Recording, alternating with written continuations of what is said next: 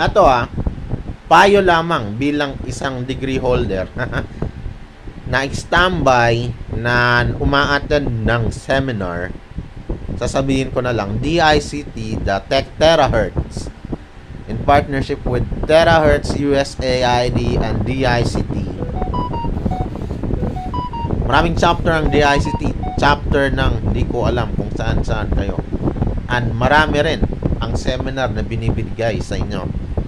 Depende na lang sa sikap mo kung ano yung matututunan mo kung sisit-in ka. But one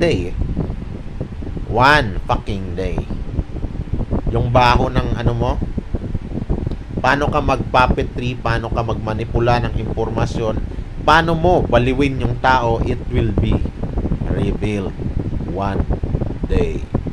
Maybe 10 years, 20 years from now, 30 years from now, it will be